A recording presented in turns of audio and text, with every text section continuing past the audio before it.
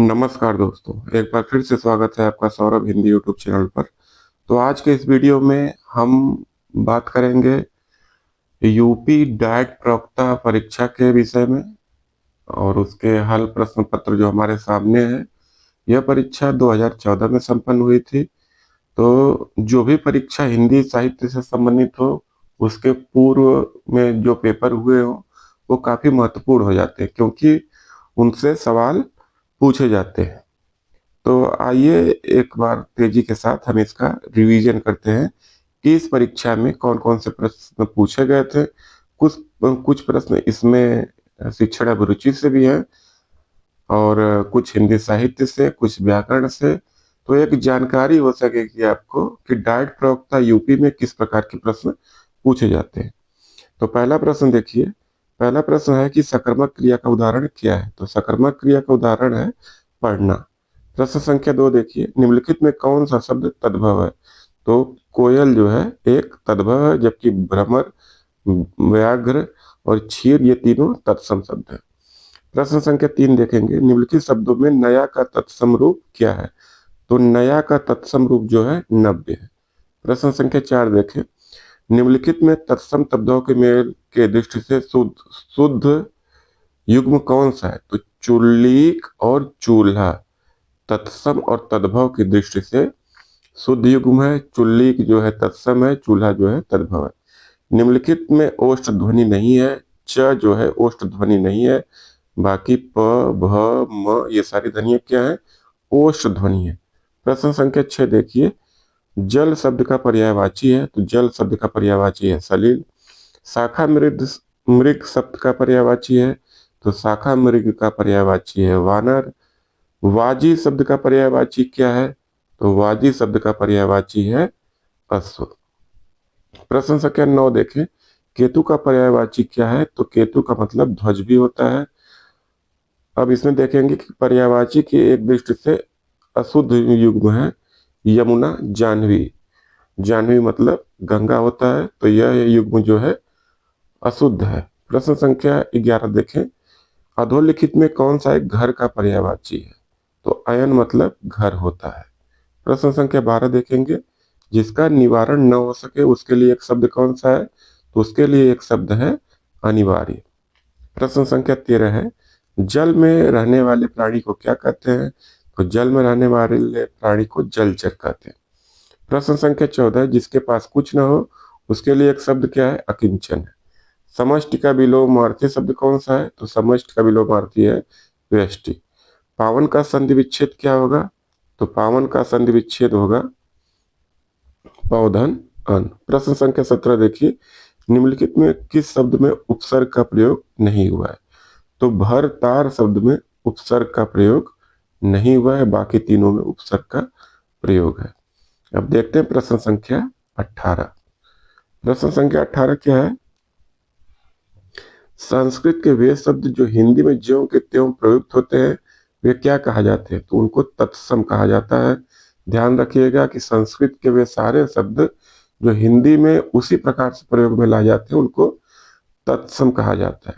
रसोई घर का समास विग्रह क्या है। तो रसोई के लिए घर इसका समास विग्रह है। प्रश्न संख्या 20 देखिए, क्रिया का आधार सूचित करने वाला कारक कौन सा है। तो क्रिया का आधार अधिकरण कारक द्वारा सूचित होता है। अब यहाँ से देखिए शिक्षण अभिरुचि के कुछ सवाल है। प्रश्नोत्तर प्रणाली के प्रणेता कौन है। तो सुकरात जो है प्रश्नोत्तर प्रणाली के प्रणेता है। प्रश्न संख्या 22 है, निम्नलिखित में कौन सा शिक्षण सूत्र नहीं है। तो अनुकरण से अभ्यास जो है शिक्षण सूत्र नहीं है। प्रश्न संख्या 23 है कि शुद्ध उच्चारण का मूल्यांकन होता है।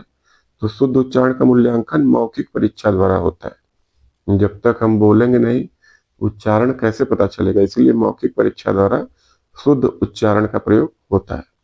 प्रश्न संख्या 24 जो है, शिक्षण की कौन सी अवधारणा सत्य है। तो शिक्षण की सारी अवधारणा सत्य है। शिक्षण एक कला है, शिक्षण एक तकनीक है, शिक्षण एक जटिल कार्य है, तीनों अवधारणाएं सत्य है। प्रश्न संख्या 25 है, परोपकार का अर्थ समझाने के लिए उपयुक्त युक्ति क्या है। तो संधि विच्छेद युक्ति। जब किसी चीज को तोड़कर हम समझाएंगे तो हमें अच्छे से समझ में आएगा, इसीलिए संधि विच्छेद युक्ति यहाँ सही उत्तर है। प्रश्न संख्या 26 देखिए, माध्यमिक स्तर पर व्याकरण शिक्षण की सर्वोपयुक्त प्रणाली कौन सी है? तो आगमन निगमन प्रणाली जो है माध्यमिक स्तर पर व्याकरण शिक्षण शिक्षण की सबसे अच्छी प्रणाली मानी जाती है। द्वितीय भाषा शिक्षण की विधि कौन सी है? तो अनुवाद विधि जो है द्वितीय भाषा की शिक्षण विधि। प्रश्न संख्या 28 देखें, अर्थग्रहण उद्देश्य से तात्पर्य क्या है? इसका ये उत्तर है धैर्य पूर्वक सुनकर एवं पढ़कर भावानुभूति कर सकना। प्रश्न संख्या 29, मूल्यांकन में निष्पक्षता बनाए रखने के लिए प्रश्न होने चाहिए। तो वस्तुनिष्ठ प्रश्न होने चाहिए, अर्थात वैकल्पिक प्रश्न होने चाहिए, जिसे हम ऑप्शनल भी कहते हैं। प्रश्न संख्या 30 देखिए, भाषा तत्वों का ज्ञान प्राप्त करना प्रमुख उद्देश्य क्या है? गद्य शिक्षण का भाषा तत्वों का ज्ञान प्राप्त करना प्रमुख उद्देश्य है गद्य शिक्षण का। प्रश्न संख्या 31 देखें, संपूर्ण अर्जित ज्ञान को इकाई मानकर जो योजना बनाई जाती है उसे क्या कहते हैं? इकाई योजना। प्रश्न 32 है, हिंदी के वर्ण के पंचम वर्ण का उच्चारण होता है अनुनासिक के द्वारा। प्रश्न संख्या 33, लिखना पढ़ने से पहले सिखाया जाता है, यह विचार किसका है? तो यह विचार मॉन्टेसरी का है। प्रश्न संख्या 34 है, जेक हार्ट विधि द्वारा शिक्षण किया जाता है लेखन शिक्षण। जेक हार्ट विधि द्वारा शिक्षण किसमें किया जाता है? तो लेखन शिक्षण। गृहकार उपयोगी है पाठ अभ्यास के लिए। हिंदी, अब देखिए यहाँ से हिंदी साहित्य एक बार फिर से प्रारंभ होता है। प्रश्न संख्या 36, हिंदी साहित्य का आदिकाल एक इतिहास ग्रंथ है। इस ग्रंथ के रचनाकार कौन है? तो हजारी प्रसाद द्विवेदी ने हिंदी साहित्य का आदिकाल नामक पुस्तक लिखा है। प्रश्न संख्या 37 है, मुकरी लिखने का सर्वप्रथम प्रयास किस कवि ने किया? तो अमीर खुसरो ने मुकरी लिखने का सर्वप्रथम प्रयोग किया है।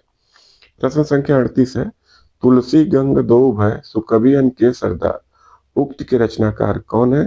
तो भिखारी दास इस उक्ति के रचनाकार है। कौन सी उक्ति? तुलसी गंग दो भय सुकवियन के सरदार। प्रश्न संख्या 39, रस निष्पत्ति के संबंध में चित्र तुरंग न्याय के संस्थापक आचार्य हैं शंकुक। देखिए दोस्तों, अगर आप विस्तार से हिंदी साहित्य के बारे में जानना चाहते हैं तो आप हमारे प्लेलिस्ट में जाइएगा, वहाँ पे आपको टीजीटी पीजीटी स्पेशल सीरीज व अन्य कई वीडियोज मिल जाएंगी, आप उनका लाभ उठा सकते हैं। तो एक बार हमारे प्लेलिस्ट पे आप जरूर विजिट करिएगा। प्रश्न संख्या 40 है, हीनयान महायान शाखा किस धर्म से संबंधित है? तो आप सबको पता है कि बौद्ध धर्म से संबंधित हीनयान और महायान है। हिंदी व्याकरण ग्रंथ शब्दानुशासन के रचनाकार कौन है? तो हिंदी व्याकरण, ध्यान रखिएगा, हिंदी व्याकरण ग्रंथ शब्दानुशासन के रचनाकार किशोरीदास वाजपेयी है। कबीर वाणी के डिक्टेटर थे कथन के लेखक हैं हजारी प्रसाद द्विवेदी ने कबीरदास के बारे में कहा है कि कबीर वाणी के डिक्टेटर थे। प्रश्न संख्या 43 है, वीरता जब भागती है तो अपने पीछे राजनीति के छल छिद्र की धूल उड़ाती है। उपयुक्त कथन प्रसाद के किस नाटक का है? तो उपयुक्त कथन प्रसाद के ध्रुव स्वामी नाटक का है। प्रश्न संख्या 44 देखिए, मुंशी धनपत राय को प्रेमचंद नाम से सुशोभित करने वाले व्यक्ति का नाम क्या है? तो दया नारायण निगम ने मुंशी धनपत राय को प्रेमचंद नाम दिया था। प्रश्न संख्या 45 देखें, धर्म की रसात्मक अनुभूति का नाम भक्ति है, यह किसने कहा है? तो यह कथन रामचंद्र शुक्ल का है और मानस की धर्मभूमि से लिया गया है। प्रश्न संख्या 46 देखेंगे, आधुनिक भारतीय आर्य भाषाओं के उदय के पूर्व आर्य भाषा का कौन सा रूप विद्यमान था? तो अपभ्रंश। अपभ्रंश के बाद ही अवहट्ट आता है, जिससे पुरानी हिंदी का जन्म होता है और भाषा आगे बढ़ती है। प्रश्न संख्या 47 देखें, खड़ी बोली जो खड़ी शब्द है, खड़ी बोली में जो खड़ी शब्द है उसका सर्वप्रथम प्रयोग किसने किया था? तो लल्लू लाल ने। यह देखिए प्रश्न काफी विवादित रहा है, लेकिन इसका आयोग ने उत्तर लल्लू लाल माना है। प्रश्न संख्या 48 देखें, हिंदी साहित्य का अतीत नामक इतिहास के रचनात्मक, माफ करिएगा, हिंदी साहित्य का अतीत नामक इतिहास ग्रंथ के रचनाकार कौन है? तो इसका सही उत्तर है विश्वनाथ प्रसाद मिश्र ने हिंदी साहित्य का अतीत नामक पुस्तक लिखी है। प्रश्न संख्या 49 है, कलाधर उपनाम से रचना करने वाले का नाम क्या है? तो जयशंकर प्रसाद कलाधर उपनाम से रचना किया करते थे। प्रश्न संख्या 50 है, मेरे राम का मुकुट भीग रहा है निबंध अपने समय में बड़ा चर्चित रहा। इसके लेखक कौन है? तो विद्यानिवास मिश्र ने मेरे राम का मुकुट भीग रहा है नामक निबंध की रचना की थी। प्रश्न संख्या 51 देखेंगे, निम्नलिखित उपन्यासों में श्रीलाल शुक्ल का उपन्यास कौन सा है? तो सीमाएं टूटती हैं जो श्रीलाल शुक्ल का उपन्यास है। प्रश्न संख्या 52 देखिए, गजानन माधव मुक्तिबोध की रचना चांद का मुख टेढ़ा है में कौन सी कविता संकलित नहीं है? तो देखिए, जन्मदिन की धूप में चांद का मुख टेढ़ा में संकलित नहीं है। बाकी एक स्वप्न कथा, ब्रह्म राक्षस, भूल गलती, ये सारी रचनाएं किसमें संकलित है? चांद का मुख टेढ़ा में। हमें ध्यान देना है कि जन्मदिन की धूप जो है चांद का मुख टेढ़ा में संकलित नहीं है। प्रश्न संख्या 53 है, मिलजुल मन उपन्यास की लेखिका कौन है? तो मिलजुल मन उपन्यास की लेखिका मृदुला गर्ग।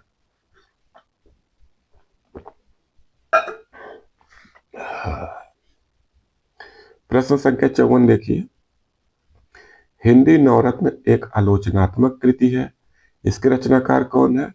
तो हिंदी नवरत्न के रचनाकार मिश्र बंधु है। प्रश्न संख्या 55 देखेंगे, आचार्य वामन ने काव्य हेतु के स्थान पर किस शब्द का प्रयोग किया है?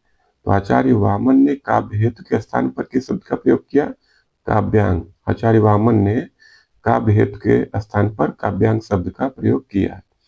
प्रश्न संख्या 56 देखें, भारतीय रस सिद्धांत में साधारणीकरण का प्रयोग सर्वप्रथम किसने किया?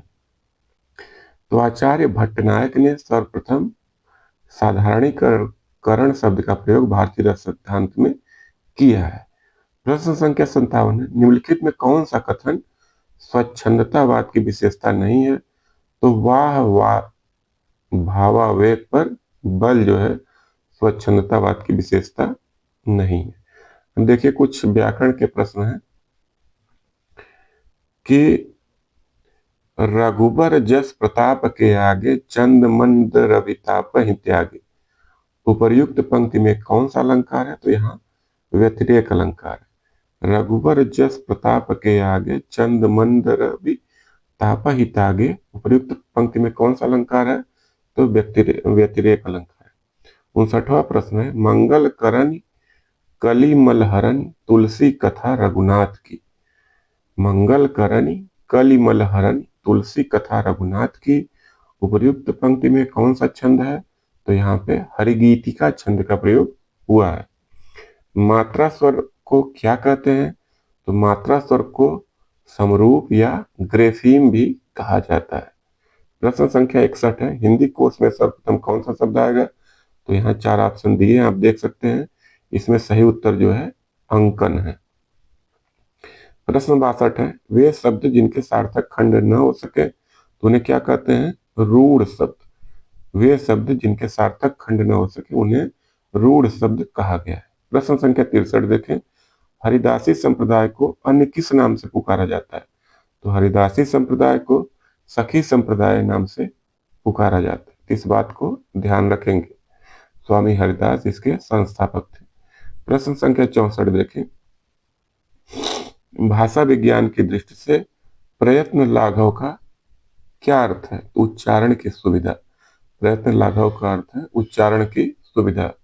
प्रश्न संख्या 65 है, वाराणसी का बनारस रूप में विकास उदाहरण है व्यंजन विपर्य का। वाराणसी का बनारस रूप में विकास उदाहरण है व्यंजन विपर्य का। प्रश्न संख्या 66 देखें, हिंदी भाषा का सर्वप्रथम व्याकरण नागरी प्रचाणी सभा काशी की देखरेख में लिया गया, जिसका नाम क्या था? हिंदी व्याकरण।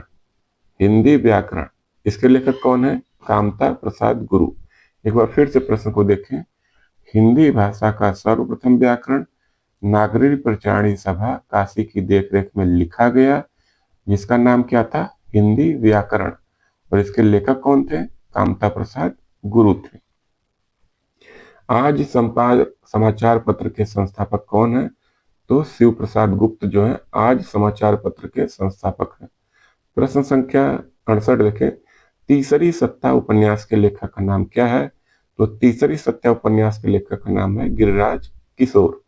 ध्यान रखेंगे, तीसरी सत्ता उपन्यास के लेखक गिरिराज किशोर है। नाटक में अर्थ प्रकृतियां कितनी पाई जाती हैं? तो नाटक में अर्थ प्रकृतियों की संख्या 5 है।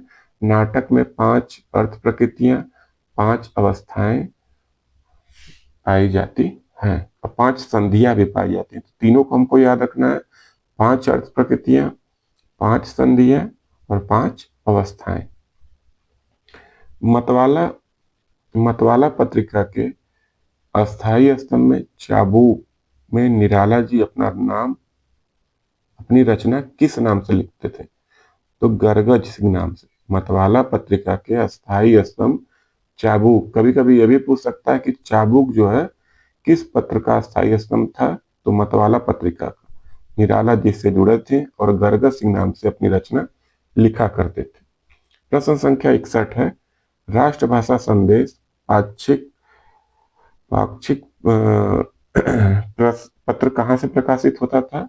तो राष्ट्रभाषा संदेश इलाहाबाद से प्रकाशित होता था। भक्तमाल के रचयिता नाभादास के गुरु कौन थे? तो आप सभी को पता है कि नाभादास के गुरु अग्रकाश है। नई कविता परंपरा का तिरस्कार है और नई कहानी परंपरा का विस्तार। एक बार फिर से सुनिए, नई कविता परंपरा का तिरस्कार है और नई कहानी परंपरा का विस्तार। यह कथन किसका है?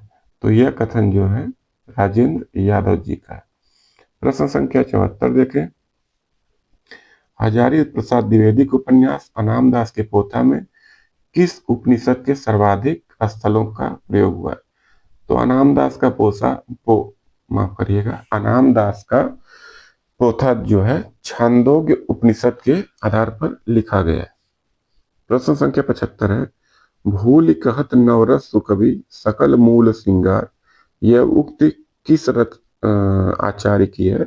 तो देव की है। भूल कहत नवरस सुकवि सकल मूल श्रृंगार, यह उक्ति किस आचार्य की है? तो देव की है। प्रश्न संख्या 76 है, श्र एक संयुक्त व्यंजन है, किन दो वर्णों से मिलकर बना है? श और र वर्णों को मिलकर बना है। प्रश्न संख्या 77 देखें, वर्तनी की शुद्धता को ध्यान में रखते हुए नीचे दिए गए विकल्पों में कौन सा शुद्ध है? तो कवयित्री जो है शुद्ध विकल्प है। शंभुकवध के रचनाकार कौन है? शंभुकवध के रचनाकार है जगदीश गुप्त। यह एक काव्य रचना है। प्रश्न संख्या 79 देखें, स्वरों के उच्चारण में लगने वाले समय को कहते हैं? तो मात्रा कहते हैं। प्रश्न संख्या 80 है, जमुन जल तुम के रचनाकार कौन है? तो केदारनाथ अग्रवाल जो है जमुन जल तुम के रचनाकार है। कल्पांत में शब्द में कौन सी संधि है? तो कल्पांत में दीर्घ संधि है। प्रश्न संख्या 82 देखें, मोम सा तन घुल चुका अब दीप सा मन जल चुका, उपर्युक्त पंक्तियों में कौन सा अलंकार है? तो यहाँ पर पूर्ण उपमा अलंकार है। प्रश्न संख्या 83 है, कोठरी की बात कहानी अद्भुत है, इसके लेखक है अज्ञे। कोठरी की बात कहानी अद्भुत है, इसके लेखक है अज्ञे। दोस्तों, अगर आप यहाँ तक वीडियो देख रहे हैं तो एक बार कम से कम वीडियो को लाइक जरूर कर दीजिएगा और सब्सक्राइब नहीं किए हैं तो सब्सक्राइब भी कर लीजिएगा ताकि आपको ऐसी वीडियो मिलती रहे। प्रश्न संख्या 84 देखें, पहला गिरमिटिया उपन्यास के लेखक कौन है? तो पहला गिरमिटिया उपन्यास के लेखक है गिरिराज किशोर, जो मुख्य रूप से गांधी जी के ऊपर लिखा गया है। प्रश्न संख्या 85 है, और गांधी जी साथ में प्रवासी मजदूरों का भी इसमें चित्रण किया गया है। निम्नलिखित में कौन सी कहानी पंडित चंद्रधर शर्मा गुलेरी कृत नहीं है? तो 11 वर्ष का समय रामचंद्र शुक्ल की कहानी है। बाकी तीनों सुखमय जीवन, बुद्धू का कांटा, उसने कहा था, यह पंडित चंद्रधर शर्मा गुलेरी की कहानी है। निम्नलिखित में किस शब्द की वर्तनी अशुद्ध है? तो ज्योत्सना की वर्तनी जो है अशुद्ध है। ज्योत्सना कुछ इसमें आधा स रहेगा। प्रश्न संख्या 47 है, अधोलिखित शब्दों में किस शब्द में तत्पुरुष समास है? तो पराधीन। पराधीन जो है इसमें तत्पुरुष समास है। इस वासुदेव नंदन में ये इसकी जो वर्तनी है वह गलत दी हुई है। इसको आप लोग एक बार देख लीजिएगा। प्रश्न संख्या 88 है, किस रस का स्थायी भाव जुगुप्सा है? तो विभत्स रस का स्थायी भाव जुगुप्सा है। कारण के बिना कार्य होने का वर्णन होने पर कौन सा अलंकार होता है? तो विभावना में कारण के बिना कार्य होने का वर्णन होता है। जिस तरह हम बोलते हैं उस तरह तू लिख, और उसके बाद भी हमसे बड़ा तू दिख। उपर्युक्त पंक्तियों के रचनाकार कौन है? तो भवानी प्रसाद मिश्र। प्रश्न संख्या 91 देखें, कलम का सिपाही हिंदी गद्य की किस विधा की रचना है? तो कलम का सिपाही जो है जीवनी है, जो किसके ऊपर लिखी गई है? प्रेमचंद के ऊपर लिखी गई। प्रश्न संख्या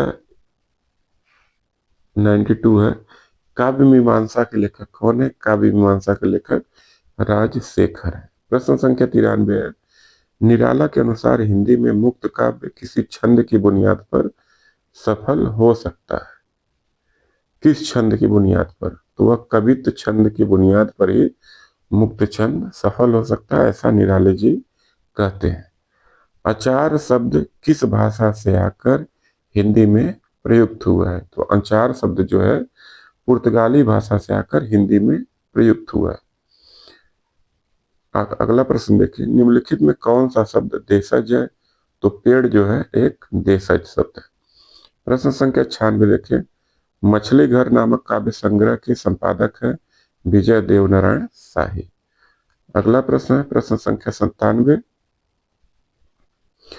निम्नलिखित में किस आलोचना ग्रंथ के लेखक का नाम सही नहीं? तो रस मीमांसा के लेखक का नाम सही नहीं है। बाकी कबीर मीमांसा रामचंद्र तिवारी की, तुलसी काव्य मीमांसा उदय भानु सिंह की, वह निराला की साहित्य साधना रामविलास शर्मा की रचना है। आप लोग कमेंट में जरूर बताइएगा कि रस मीमांसा किसकी रचना है। अगला प्रश्न देखिए, सिंधी भाषा का विकास अपभ्रंश की किस शाखा से हुआ है? तो सिंधी भाषा का विकास अपभ्रंश की उराचट शाखा से हुआ है। प्रश्न संख्या 99 है, पुरानी हिंदी ग्रंथ के लेखक कौन है? तो पुरानी हिंदी ग्रंथ के लेखक चंद्रधर शर्मा गुलेरी। सूफी मुक्तक काव्य का प्रथम रचयिता इनमें से कौन सा कवि था? तो अमीर खुसरो ऐसे कवि थे जिन्होंने सूफी मुक्तक काव्य का प्रथम प्रयोग अपनी रचनाओं में किया है। नेही महा ब्रजभाषा प्रवीण और सुंदतान के भेद को जाने, भाषा प्रवीण स्वच्छंद सदा रहे, सो घन जी के कवित्व खाने। दोस्तों यह प्रश्न डाइट प्रवक्ता के साथ ही जीडीसी में भी पूछा गया और इसका सही उत्तर है ब्रजनाथ। इस सवैया किसका है? ब्रजनाथ का। अगर मान लीजिए यह लाइन दे देता है, पूछता है कौन सा छंद है, तो यह जो है एक सवैया है। अब प्रश्न संख्या 102 देखेंगे कि सूफी काव्य परंपरा का एक ग्रंथ है इंद्रावती। इसके रचनाकार कौन है? तो इसके रचनाकार है नूर मोहम्मद।